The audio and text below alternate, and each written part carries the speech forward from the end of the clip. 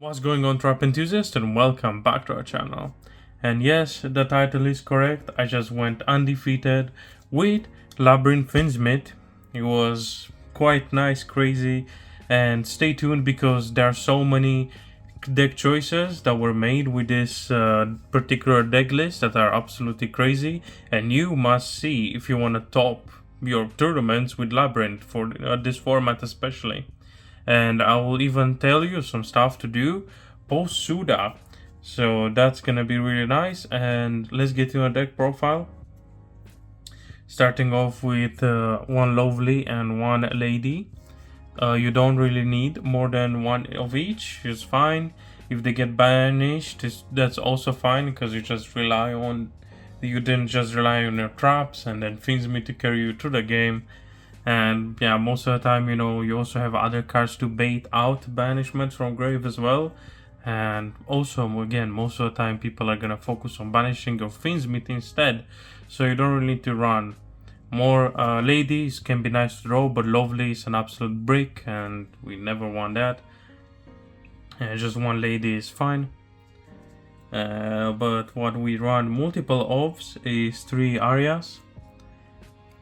And this is a perfect time to shout out Mark as being the friend that we've been cooking together this deck list for so long before all the hype on YouTube with all the other deck profiles.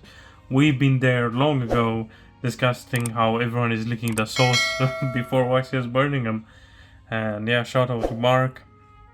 He's the GOAT. He's the GOAT with Labrynth, the best Labrynth player I know, and obviously I had to turn to him for advice. And yeah, just 3 Arias. Arias is really good, especially this format, as you can Arias into a Karma Cannon to absolutely stop Ryzil and Malice, and that's just perfect.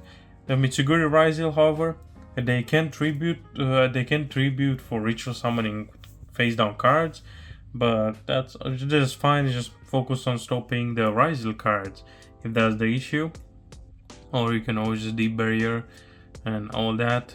We can deal with Mitsuguri cards. And let's continue with 2 Ariana. And the reason why we play 2 Ariana is because we play 1 Ariane, which is again some crazy tech for this build, as that literally just means Ariane just allows us to bridge into our Fiendsmith engine. And Labrynth engine can easily bridge into the Fiendsmith engine, not just with Moon, but with our in-engine as well. Because this does not summon a Labrynth card, summons any level 4 Royal Fiend, which obviously is the Lacrima Send Engraver, or the Trap. Because yes, we play that because it's insane, especially with rollback. And yeah, it's pretty good starter. Obviously, if you want to start the game, you want an Ariana, not an Ariane. But it's fine if you start Ariane, it's okay. Maybe the Ashore Tract or something, or Dash the Engraver, and then you just summon Ariane to send summon Lacrima and send the Trap. Just absolutely insane synergy there, if you ask me. Next up, we have 3 Stovey. Stovey is great for this deck. I like you just see, guys, we're playing furniture. I do think furniture is probably the best way to go in this format, as the equation cannon trap heavy build is not as reliable as you want. As many ways as possible to stop your opponent, and furniture is there because also it helps us discard cards such as the trap when we draw it, the Fiendsmith in Paradise, or other cards such as Luri, because yes, you can easily discard a Luri with a Stovey, or for that case 3 Chand as well. You can discard cards like Luri, and Luri is gonna then summon itself, so then not only you have a furniture in the grave, you have a welcome trap set, then you have a Luri to go full Fiendsmith combo with. And that's absolutely insane synergy. But not only that, stay tuned because there are gonna be other stuff we can pitch with our furnitures. And obviously the one Cooklock. Cooklock is great, Cooklock is fine. But yeah, This is really it for the entire Labrynth monster lineup. And now let's move on into the Fiendsmith engine, and it's quite similar. I won't spend that much time on it. Everyone's playing 3 Engraver. I know I just dropped 300 on the table. Sadly, this card is so expensive right now, and I'm quite sad when it's gonna get hit or reprinted, because that's where all the money is gonna go. And they are just the 3 Engravers with the 1 Lacrima, the 1 Luri, and the 1 Tract. And obviously the honorable mention, the 1 Fiendsmith in Paradise. This trap is absolutely insane. Like I said, we can always pitch it off any of the furnitures if we draw it, or REN to go into a Fiendsmith combo. And I believe that's just great. That's just really amazing, really. Like, you know, can you guys already see the synergy? Because I can see it is absolutely insane. All the lines just feeding into each other, all the dots connecting. It's absolutely crazy. This deck works so well together. It's insane. And to round up our monster lineup, so we can get into our traps, so I'm playing 3 Nibiru. This is really the only hand trap I play, as then it just traps from there on out. And I feel like Nibiru is quite mandatory because it helps us wipe the board, and in some cases it could stop your opponent or could not. The Mitsuguri cards do get rebooted, so then they get come back. But if they already had them come back that turn, they won't, because that's once per turn. And yeah, it's just Nib is mandatory, because guess what, we can also Nib pitch a furniture, and then Nib is gonna resolve without summoning itself and the token. And you know, that's just great. Maybe we don't want it over Nibiru, or we would rather, you know, you rather and not give your opponent a huge token, and in the meantime, guess what, you're setting up a furniture in the grave besides setting your welcome trap, and that's just great. That's just basically a free discard for the furnitures. And let's get into traps right now. Standard 3 big welcome. So sad when I see the OCG deck list and they have big welcome limited to 1, because this card is so good for this deck. Yeah, just being able to bounce cards, you know, summon and bounce, and then triggering a furniture, triggering Lovely, and then have the bounce effect in the grave to as an extra interruption, and then that also triggers Lovely again and your furnitures again, and that's just absolutely amazing. And they're just self-explanatory. Next up, I was running tier 3 welcome. I know most people do cut 2 welcomes, but again, guys, with the tech, with the REN as a tech choice, I feel like you should max out on the Labrynth engine as much as possible, so you can have even more guaranteed access, more probable access, I should say, to the Fiendsmith engine. And it's alright, you know, it's also good to pitch over the furnitures and all that, because then if you big welcome, you get to set back, so that's also great. And next up, I'm playing 2 trap tricks. Sadly, is not maxed out yet. Only one of them is QCRs. This card is so good for this deck. It's better than trap tricks, really.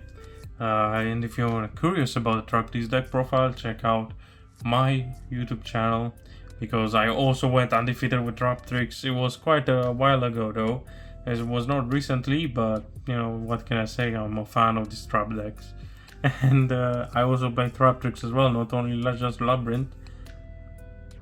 And if you stayed so far, please like and you know, comment what your opinion on this deck is, and maybe even subscribe. And yeah, trap trick is just insane, as it grants you access to any trap you need. And hopefully my 2 other QCRs will arrive soon, because I really want to have this maxed out. And next up we have the Karma Cannons. Absolutely crazy card. I really can't believe MBT, like what was it, like 2 years ago, was shit-talking Karma Cannon. MBT that did not age well. That short did not age well. And if you know what short I'm talking about, you know. And yeah, this card is absolutely insane. Be able to flip down your monsters and links, basically send them to the grave, and that's absolutely great. There is some counter synergy with your own Desiree whatsoever, because when it gets flipped face down, all the equip spells go away. But it's fine because you can just re-equip them from the grave, so you can keep the negate up. And that's alright, because obviously you're gonna negate first, then Karma Cannon. But that's just great against Malice and Ryzel. Malice again, they can't link someone who face down, so this Karma Cannon could potentially just stop their entire turn entirely, just stop it right there. Just one Karma Cannon, easy sweep. And same could be said for Ryzel. Obviously also any other rogue decks. Crystron does struggle with this also, but obviously you have the Tristalos. They can use the effect to just synchro away anyway and all that, but obviously this could be quite devastating against that deck as well. Totally not giving off any hints right now. And next up, another special tech choice, Mark Special I can say, is that Torrential Tribute also comes in QCR, which is absolutely great. This card is amazing, guys. I know your monsters do not have protections from your own destructions, but that's just fine. That's absolutely fine, because we are gonna board wipe our opponent. And also, Torrential helps us break boards in an already established opponent's board. Easily, you just get them to summon one Torrential, boom, they blow up the board. Detonator does protect, but again, so many materials Detonator can have after all, and he'll probably use some pops in your turn, if not the monster renegade with cross. And yeah, with all that said, Torrential is just great. Also going first is insane. It's like a last case scenario if your opponent play to all your monster interaction, play to Desiree or Caesar, or you already used Lovely, and maybe you can also just use this to trigger Lady as well. Before you destroy her, you get to set up something follow up. You already used all that, boom, you Torrential, and most of the time you're gonna be fine. But obviously play them safe depending on the match. And more traps, we have the Ice Dragon's Prison, 2/2, so they can all synergize. We can get them easily with the trap tricks. The Ice Dragon's Prison is crazy, and something that me and Mark realized, that we can just, in a mirror match for example, if opponent is also on Fiendsmith, we can Ice Dragon's Prison, take our not only we get to choose basically, because we could take our opponent's Fiendsmith card and easily use it for us to summon Requiem, and then go into our own Fiendsmith engine, or we can completely stop our opponent altogether by banishing an Engraver and a Lacrima. And most of the time that's going to be absolutely devastating for opponent and can't do much about that. So one Ice Dragon's Prison can either shut down our opponent if we go first and they are on the Fiendsmith engine, or maybe we could have Butler this. And yeah, that was pretty nice. Or also, so let me show you some tech choice right now, is the true transaction rollbacks, because we can open 2 furnitures and a rollback or all that, or maybe not, or maybe we pitch rollbacks with Ariane to summon a Lacrima, or with all that, or maybe we could, if we draw Luri, we could pitch transaction rollback instead of the Luri Fiendsmith line, transaction rollback in grave. Absolutely perfect. The synergy, guys, the synergy is there. The synergy is absolutely insane for this deck. I did lose, obviously in time you do lose games to this, but it's alright, that's just one game, and maybe you get a draw, especially during all these weeks of testing. I just learned that, probably post game 1 or definitely post game 2, I'm taking out rollback from the main deck, because as I learned through playing all these months, really, I think it's been like 2 months of testing this deck, and maybe even more than that. I think it's more. I think it's almost like 3 months. All this time playing with these decks, just realized game 2 or 3, when test time is approaching, you do get a cook barrel back. So take out from the side, and the rest of the time is absolutely crazy. Also, Fiendsmith in Paradise, you could roll back Fiendsmith in Paradise. Obviously, ask your head judge if you're going to big events, as that's gonna be up to them, because like an OCG thing, we in the TCG, we don't really have that. Ruling completely laid out by Konami yet, I believe. So be sure to ask your head judge about that. But I did win a crazy game by rollbacking Fiendsmith in Paradise, and boom, the entire board just nuked, and that's crazy. Then I just had all the follow up, and boom. And yeah, with all that said, that's really it for the main deck. So let's move on to the extra deck. For the extra deck, I'm playing 2 Engraver, 2 Desiree. Yes, it's 2 as well. We have so much room in the extra deck. We just can afford to, especially obviously Unicorn is a really big threat to all decks right now, but no, to us, Unicorn is fine. And obviously, maybe we want to send a Desiree with a field spell, with a Paradise. So then we want to keep a Desiree in there. Maybe we don't get to shuffle it with Engraver, and want to keep it there if we want to link summon it. And one is just there if we want to send it away.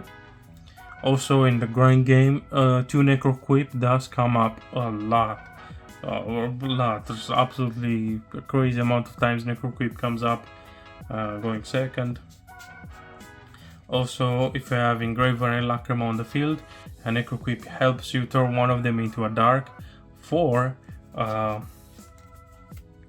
like the Dark Chaos Angel, which can be absolutely game winning, especially in the grind game, really.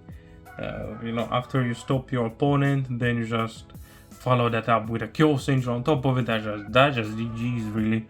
Have good luck taking down a Chaos Angel with back row setup on top of it. And next up we have 2 Requiem.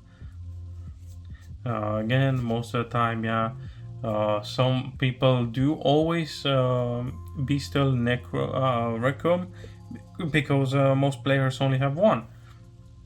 And obviously getting Requiem banished is really bad, but not for us, we play 2. So have fun with your Unicorn and your Beastals.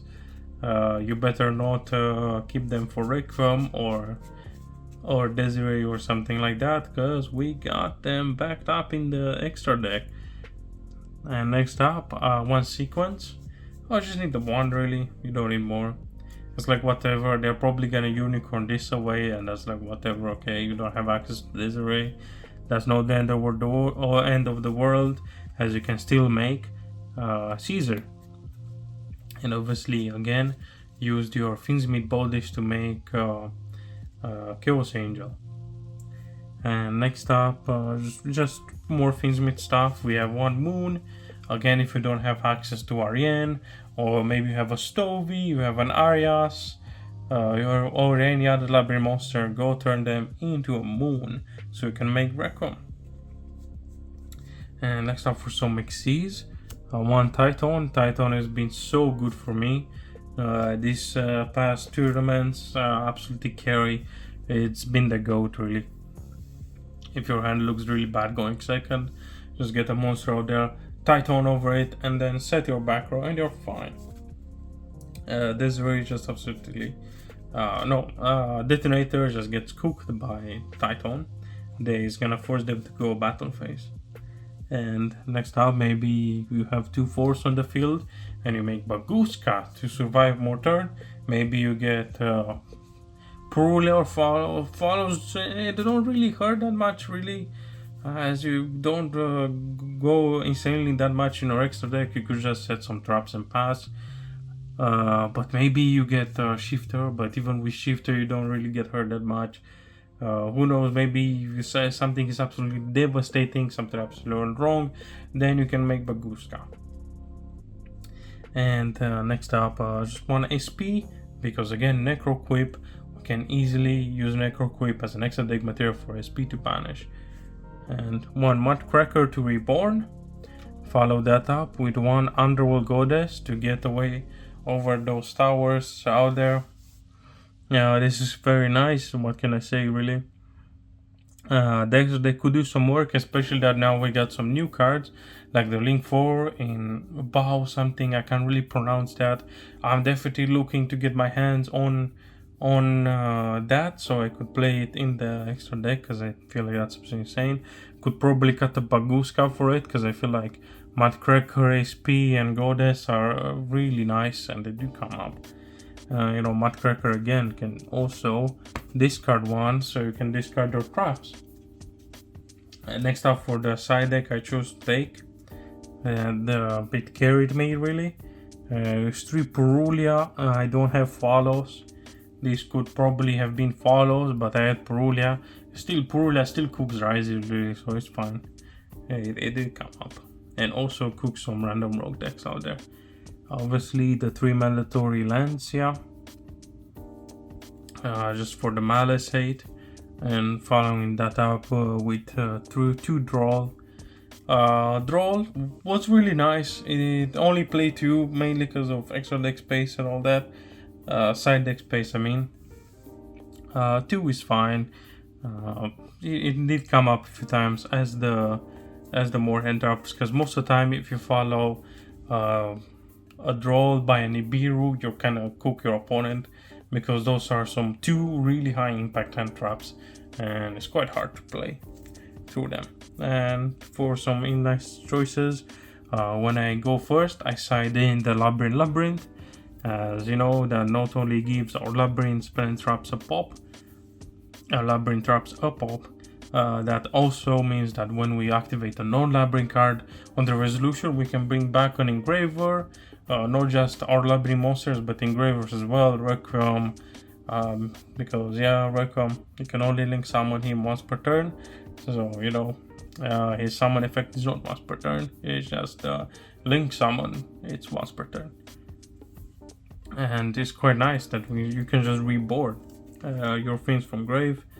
Also, going first, we side in one Called by the Grave to stop some really nasty hand traps, even an Ash and all that, to hit our Labrynth cards. And for more traps, we have 3D Barrier. And the only reason I stopped maining Deep Barrier is because of Malice, really. They are just absolutely dead in the main deck if you go first against Malice. So it just got moved to the side deck.